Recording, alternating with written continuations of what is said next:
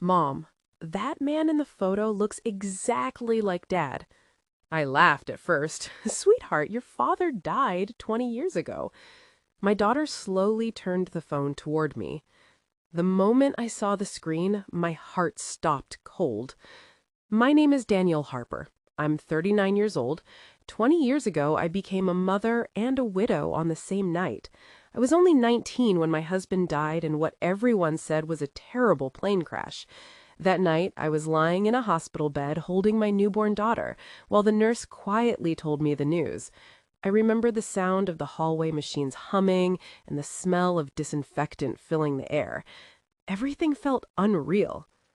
After that night, my life became very simple and very hard.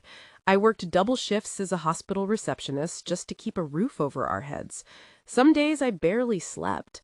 But every morning I looked at my daughter Lily and reminded myself why I had to keep going. My husband came from a wealthy family.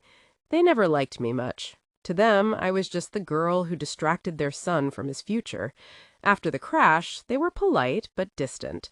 They sent a few checks at first, then nothing. Visits became rare, conversations became colder. So I focused on Lily. I raised her to ask questions and to think for herself. I wasn't rich. I didn't have connections. I was just a young widow raising a child alone.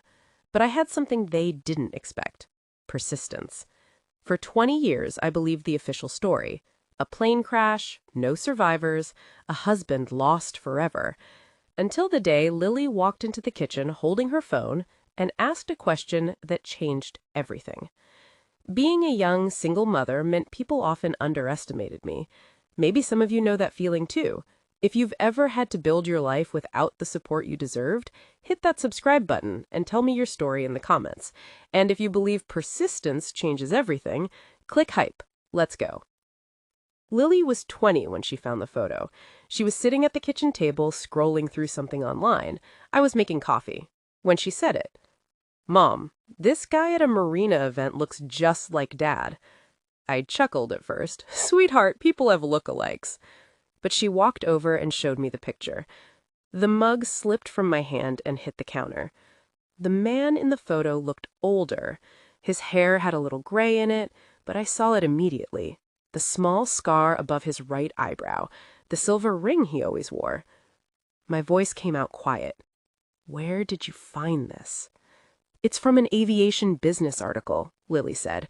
"His name is Daniel Carter. He owns a charter flight company." I tried to laugh it off. It's a coincidence. But my stomach felt heavy. That night, Lily kept digging. She found interviews, photos, videos of the man speaking at events.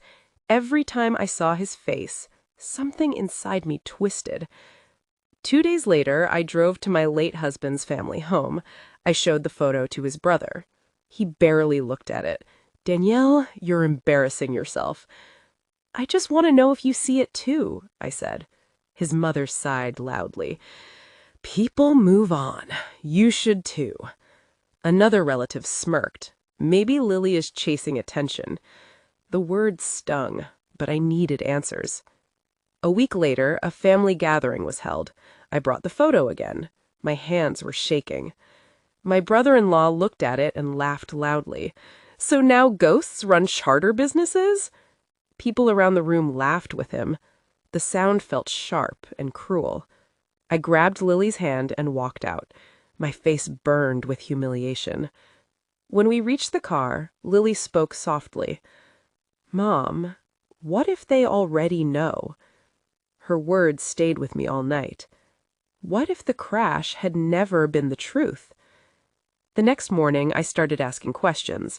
I requested the official crash records. When the documents arrived, something strange stood out immediately.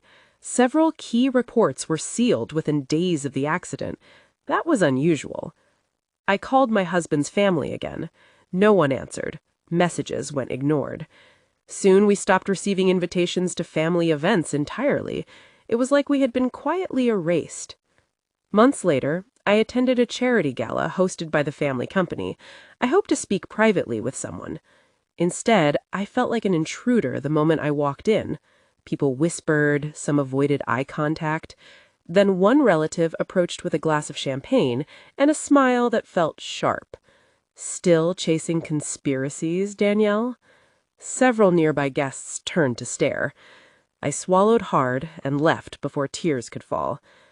A few days later, a lawyer contacted me. He spoke politely, but firmly. You should consider stopping these rumors. Continuing could harm your daughter's reputation. That call changed something inside me. Their reaction was too strong, too defensive. Meanwhile, Lily kept researching the aviation businessman. She found company records showing the charter business started only months after the crash. I studied the timeline again and again. A terrible idea formed in my mind. What if someone had staged the disappearance? But why would an entire family protect that lie? Late one night, I sat at my computer, surrounded by old boxes, papers from years ago, emails, letters. Then I remembered something strange from long ago. In the weeks before the crash, my husband had been acting different, nervous, secretive. He argued with his family often. One afternoon, I accidentally recorded one of those arguments while testing my phone. I had forgotten about it. My hands trembled as I searched old backups and storage drives.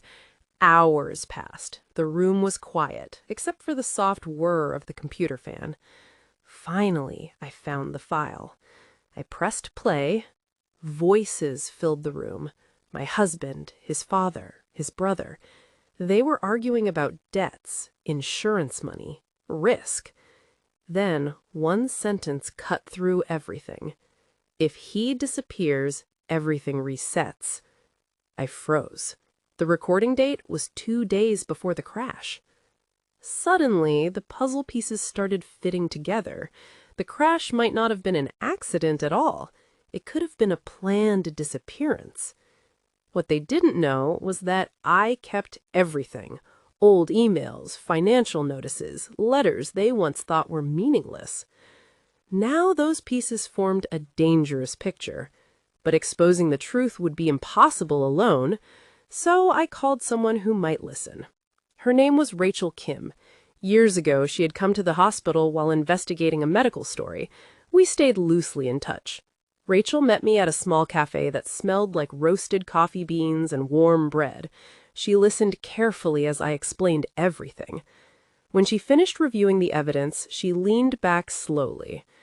Danielle, staged deaths tied to insurance fraud do happen, she said. We began investigating quietly together. Rachel uncovered records connecting the aviation businessman to old military aviation licenses under my husband's real identity. Fingerprints matched. Then we found insurance payouts issued after the crash. Millions of dollars. Meanwhile, his family grew more confident.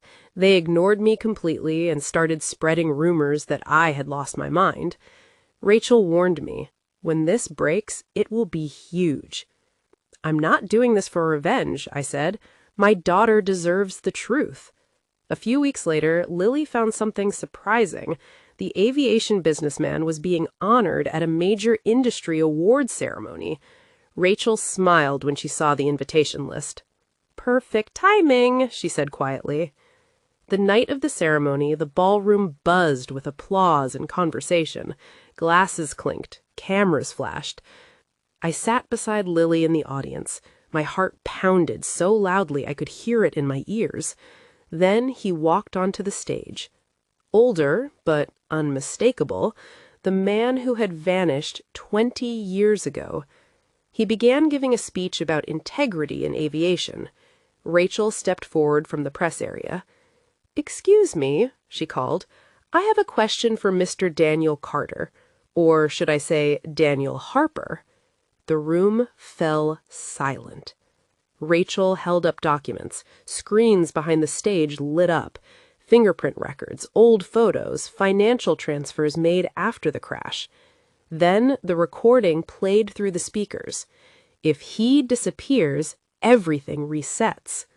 The man on stage turned pale. I stood up.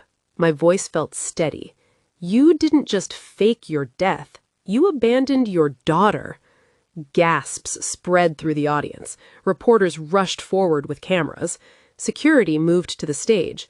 Authorities who were present for the event stepped in. Members of his family tried to slip out of the room, but were stopped.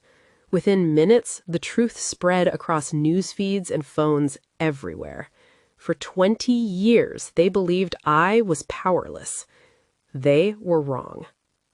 The investigation that followed was massive. Authorities looked into insurance fraud and conspiracy tied to the staged crash. My husband was arrested for using a false identity and participating in the scheme. Several relatives were questioned for helping hide the truth. Lily and I finally received answers that had been buried for 2 decades. She struggled with the truth at first. The father she mourned had never truly existed. But we moved forward together.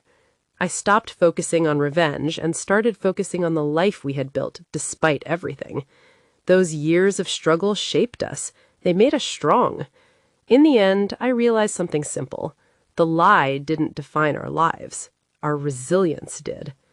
The man who disappeared thought he erased his past, but the truth always finds its way home. If someone in your life walked away and left you to pick up the pieces, you know how painful that can be.